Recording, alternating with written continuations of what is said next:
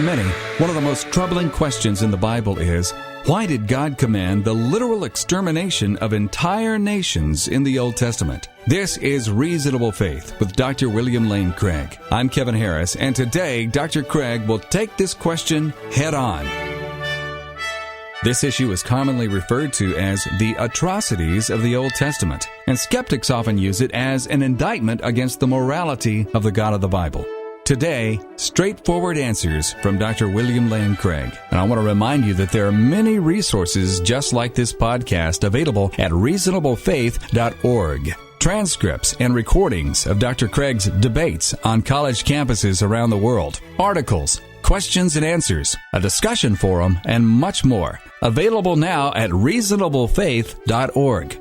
Dr. Craig, a roadblock to faith in Christ and to Christianity is something that is often called the atrocities of the Old Testament. And that is when we read the Old Testament account of God's using Israel to judge other nations, literally wiping them out, women, children, animals. People say, how could God do that? How could God commit genocide in that way? How could he take the lives of little children and so on?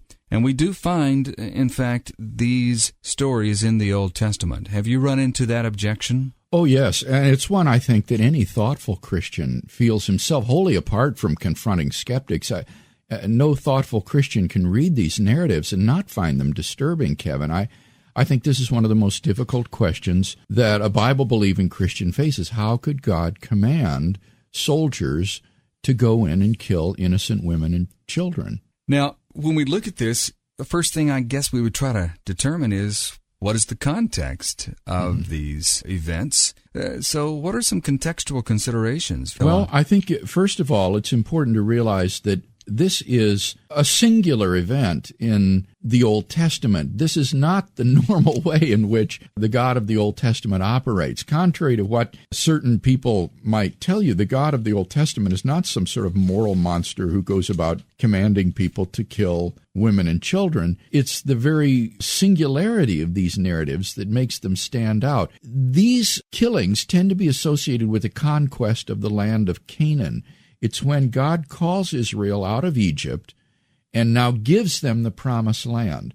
And living in this land at that time are certain clans or small nations or tribal groups that are collectively called the Canaanites. There were probably about 7 of these different clans. And what God commands Joshua and the armies of Israel to do is to go in and wipe out these Canaanite peoples, to kill every man, woman, and child, so that the Canaanites will be literally annihilated. And in this way, God gives the land over to Israel as their promised land, their dwelling place. This was the land that Abraham was called to originally, and then Israel went down into Egypt during the time of famine, and were there for around 400 years or so, before now God calls them back out to the promised land to give it to them again, but that means wiping out these peoples that are already living there. Right off the bat, it seems to go against the grain of our modern sensibilities. Oh, yeah, I certainly think so, because we have in modern warfare a distinction between civilians and combatants, and it seems morally atrocious to kill these women and children who are non-combatants. And so it does present, I think, a real difficulty for the Christian in reading these narratives. Especially, as I say, what's odd is that it's so different from God as you read about him in the rest of the Old Testament, where he's compassionate toward those who are suffering, the downtrodden, the oppressed. He's fair in dealing with other people. He even loves pagan nations. I mean, one of the most remarkable stories in the Old Testament is the story of Jonah, where God sends a prophet to Nineveh, this pagan nation, because he says there are a couple of 100,000 people there who don't know their right hand from their left, and I have pity upon these people. So he sends a prophet to them, even though they're not even Israelites. And so it's so strange to see this narrative in the conquest of Canaan of this same God who is so compassionate and loving and just, ordering these Israeli soldiers to annihilate these people groups in Canaan. One thing that emerges from this question is that it's an internal question. The question, as the skeptic usually presents it against the Christian, is why would God do this? Yeah. And you immediately think, well, wait a minute, if it were God who were doing this, we're talking about the God of the universe here. So it becomes an internal question of why God would do this as opposed to, is there a God who did this? Exactly. I think that's right, Kevin. And if you ask yourself, suppose this objection is unanswerable. Suppose the skeptic is able to demonstrate to our satisfaction that an all-loving, all-just God could not have issued such a command. What follows from that? That Christ didn't rise from the dead? That Jesus Christ was not God incarnate? That God does not exist? Well, no, obviously none of that would follow. All that would follow is that God, in fact, did not give such a command as you have recorded in the book of Genesis. Now, that would mean either these stories are simply legends, perhaps myths of the founding of Israel that never really occurred, or else, if these events did occur, then Israel, carried away in a fit of national frenzy, thought God is on our side, and so they imagined that God had commanded them to do these things. In other words, what this objection is really an attack on is not the existence of God or the truth of Christianity. It's an attack on the doctrine of biblical inerrancy. Now, that's important, I think, but nevertheless, it's not central to the truth of Christianity. If one were forced to, one could give up the doctrine of biblical inerrancy and say, all right, I guess God really didn't issue these commands after all, for one reason or another. But nevertheless, I still believe God exists. I still believe in the incarnation of Christ, the resurrection of Christ, and so forth.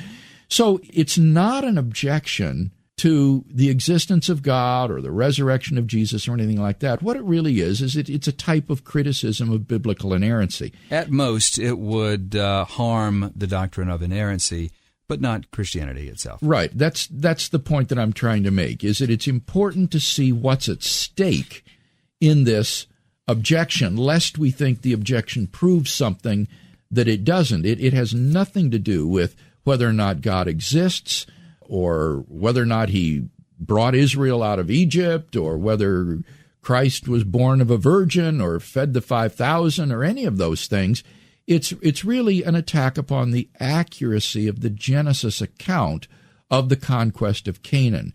And what's ironic about this is that a lot of critical scholars think that, in fact, these aren't historical stories. A lot of critical scholars think that these are just legendary stories that were invented about the national founding of Israel, sort of like the legends of the founding of Rome by Romulus and Remus, and therefore these events never really happened. So for those kind of liberal scholars, this isn't even a problem. The problem doesn't arise because they don't believe God ever gave such commands. They think these are just, in a sense, myths or legends. So while I don't agree with that perspective, I think it helps us to put the objection in perspective. This is not an objection that strikes at the heart of theism or even Christianity. It would attack simply the accuracy of the Pentateuch with respect to the conquest of Canaan.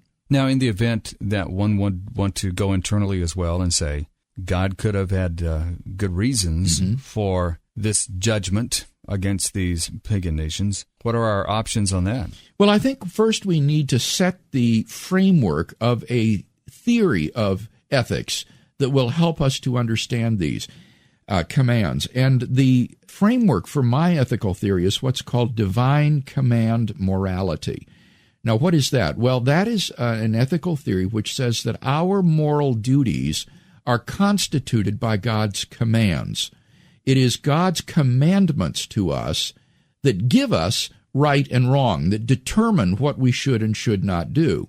And therefore, if God issues you a command to do something, that becomes your moral duty, and it would be wrong for you not to do it. Now, since God doesn't issue commands to himself, he doesn't have any moral duties to fulfill. Rather, he simply acts in accordance with his nature, which is loving, just, kind, compassionate, and so forth. Now, in that context, what one comes to realize is that God is under no obligation whatsoever to extend anybody's life. Life is a gift from God, and he's not duty-bound to prolong your life. He can take your life as he sees fit. That's his prerogative as God. So I don't have the right as a human being to kill somebody else. If I did that, that would be murder. But if God were to kill me right now, that wouldn't be murder. He could do that, and he wouldn't violate any moral duty. That's within his prerogatives. Now, what that means in this case is that God isn't under any moral obligation to prolong the lives of the Canaanite people, even the Canaanite children. Children die all the time in the world from disease and accident and other sorts of things. So God isn't in any way obligated to prolong the lives of any of these Canaanite persons. If he chooses to take their lives, he does no wrong and is completely within his rights in doing so. So the problem isn't that God took the lives of the Canaanites. That's not really a difficulty. The difficulty, rather, is that he commanded the Israeli soldiers to take the lives of these Canaanites. That is, I think, the essence of the problem. And if God were all-knowing and he had the attributes of omniscience and so forth, it wouldn't be an arbitrary thing. He would have a purpose. Yes, that's right. God is in taking a life. His commands reflect his own moral nature and character, which is just and loving and wise, so that his commands are not issued capriciously or arbitrarily. There would be good, morally sufficient reasons for issuing a command like this. And if God were to issue a command to the soldiers to kill the Canaanite people, in virtue of divine command morality, that would become their moral duty. That would become the right thing for them to do. Now, someone might say, well, then are you saying that God can command someone to murder somebody else? Is that what you're saying? No, I'm not saying that God can command you to murder someone. I'm saying that God can command you to do something which, in the absence of a divine command, would have been murder, but is not murder in virtue of that divine command, because it now becomes your moral duty. God has the right to command you to do things which, in the absence of a command, would have been sin. So think of Abraham's sacrifice of his son Isaac. If Abraham had done this on his own initiative, if he had just taken his son and decided to sacrifice him to God, that would have been an abomination in God's sight. But under the injunction of a divine command to sacrifice Isaac, it is no longer murder. It now becomes Abraham's moral duty, and God tests Abraham to see his faithfulness and obedience if he will carry out this terribly difficult command in obedience to God. So God gave a command to these Israeli soldiers to do something that they would not have had the right to do under their own initiative, namely to take the lives of not only soldiers, other soldiers, but also civilians, women, and children.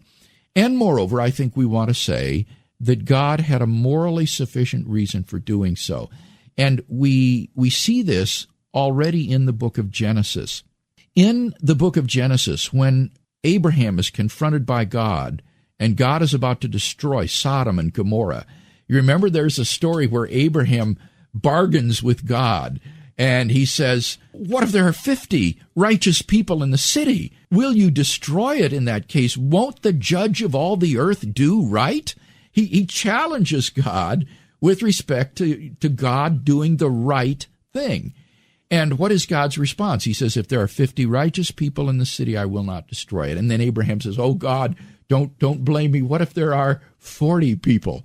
And God said, I still won't destroy it if there are 40 people. And Abraham says, oh Lord, don't think me impertinent. What if there are even 10 righteous people in the city? And God says, if there are 10 righteous in the city, I will not destroy it. And Abraham doesn't dare go any lower than that. He's too afraid to bargain with God more.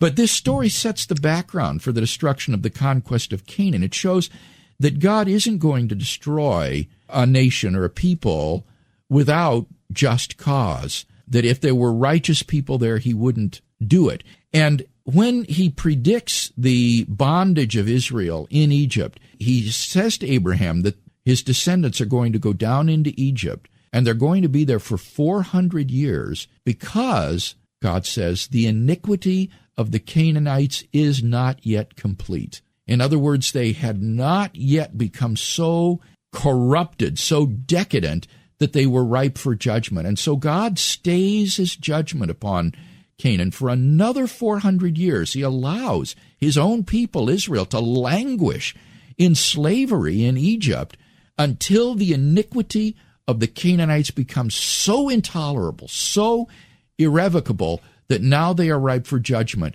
And he brings his people out of Israel in the Exodus and commands them to go in and destroy this nation wholesale in judgment. And in fact, the Canaanite nation and culture was incredibly decadent. They practiced temple prostitution in their worship of Baal. They even practiced child sacrifice, where they were killing innocent human beings, supposedly in worship to God. And God says, these things are abominable. I want you to wipe out these people. So this isn't just sort of making room for God's people to come back into the land. Rather, these people were ripe for judgment, and so God decided to destroy them. Now, you might say, well, what about the children, though? You know, the children hadn't done anything wrong, so how could God command them to be destroyed? Well, here I think, Kevin, we need to look at the destruction of the Canaanite children in the wider context of God's commandments to Israel not to assimilate to pagan nations and practices.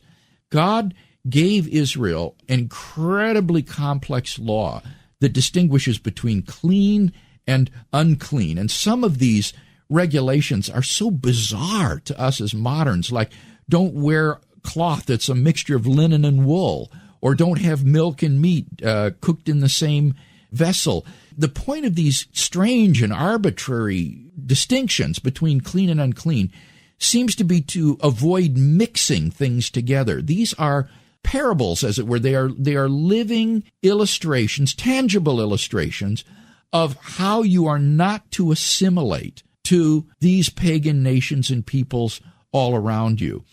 And so the destruction of the Canaanites wholesale, even the children, is just one more terrible, tangible object lesson of the prohibition of not assimilating. They are not even to assimilate racially with these Canaanite children by allowing them to live, grow up, and intermarry with Israelis. Israel is to be reserved for God alone, set apart from him alone, and not to in any way assimilate to the peoples and nations around them.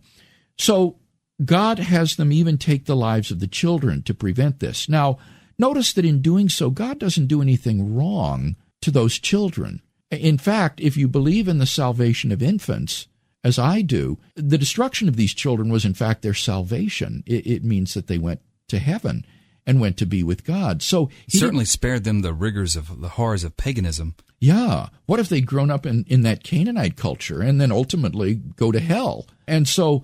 But at any rate, it's God's call. Right. You know. It's God's prerogative as the divine lawgiver, and he can command people to do things that in the absence of a command would have been sin, but in the presence of a command is now their duty. He does so with good moral reason, but also he doesn't wrong the children. I mean, I think that's important to see. He does no wrong to them in doing this. On the contrary, it accords them salvation, eternal life, and a knowledge of God.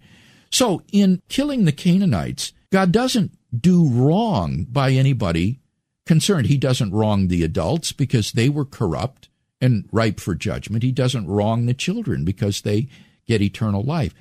If anybody is wronged by this, paradoxically, and I've not seen anybody else make this point, it would seem to be the Israeli soldiers themselves who would seem to be wronged, because one could think of the brutalizing effect on them of having to go and kill women and children. You would think what a horrible, brutalizing effect that would have upon these soldiers. Yes. And yet, that again is looking at it from a modern, Christianized perspective. In the ancient Near East, life was already brutal. I mean, this kind of thing went on all the time. Violence and war and slaughter was commonplace. Death. Oh, violent death, gruesome. So we mustn't overemphasize, I think, the difficulty this would have been for the soldiers who carried it out. And moreover, I think there could be no more sobering object lesson of this fact again, that God is holy and you are called to be holy and separate. And this notion again of not assimilating, of being separate from them, would have been driven into the minds and the hearts of these Israelis by seeing what happened to these Canaanite peoples. And God said, if you are not obedient, if you apostatize, the same thing is going to happen to you. You will be judged. And eventually, centuries later, God did judge his own people by Babylon and Assyria when they came in and killed and deported the people. So this was a sobering, deep object lesson to them about the importance of maintaining covenant with Yahweh, with God, and being separate from the pagan practices and peoples around them. Dr. Craig, as we conclude, you've answered this in all your comments that we've just heard, but I want to bring it out and just make sure that we all get this. And that is, when you hear a news report of a woman who kills her children in modern times and claims that God told her to do that, why do we have reason to doubt that that was God commanding her to drown her children in the bathtub, as occurred in Houston, Texas? Right. I think a person like that is psychologically deranged, and a psychologist could tell that. There are not the justifying circumstances in that case that there were, for example, in the conquest of Canaan. And that's why you don't have this repeated over and over again in the Old Testament. The conquest of Canaan was a unique set of historical circumstances that obtained at that time, and is not meant to be a sort of general rule of behavior among mankind. Our question of the day, Dr. Craig, can creation and Darwinism both be taught in public schools? Well, I think they can. I know that goes against what the courts have said, but I don't see any reason in a classroom you cannot say there are opposing points of view about how biological complexity arose. Here's one option, and here's the other option, and here's where the evidence points. And I note that Richard Dawkins would agree with me on this. In his book, The God Delusion, he says, the God hypothesis is a scientific hypothesis that should be assessed as such. Now, that implies that the hypothesis of creation doesn't belong just in the religion class or the philosophy class, but it belongs in the science class. It's a scientific hypothesis and can be assessed there. So I must confess that I'm just bewildered why the courts have thought that this is teaching religion. It seems to me that having the notion of a creator and designer isn't necessarily a religious hypothesis. For Aristotle, for example, the unmoved mover was part of his physics. The unmoved mover moved the system of the spheres that caused motion. But the unmoved mover was not an object of religious devotion. For Aristotle, he didn't worship God. God was simply the sort of invisible motor that turned the crank, that ran the system of the spheres. And in the same way, I don't understand how positing an intelligent designer of the universe or a creator of biological complexity does anything to suggest religion. There's no cultic aspect there. There's no worship aspect there that you're trying to inculcate in people. So I guess I find myself at odds with the courts on this issue. Would Dawkins expect that if God were to exist, that we could test him scientifically? Well, that's what he says. He thinks that whether or not God exists, the hypothesis that God exists is one that should be scientifically tested, and especially when the God hypothesis is offered as an explanation for biological complexity. This isn't a scientific explanation, he would say, and therefore needs to be assessed by scientific criteria, things like explanatory power, predictive success, explanatory scope, plausibility, and so on and so forth. Wouldn't it assume that God would have a physical body and somehow we're going to be able to find him and test him? Well, not necessarily. I mean, think of modern physics, Kevin. It poses all sorts of unobservable entities, quarks, strings, even parallel universes, other worlds that are causally disconnected to this one. I mean, modern physics is rife with examples of in-principle unobservable entities, and they're postulated simply because if they exist, they would be the best explanation for the effects that we observe.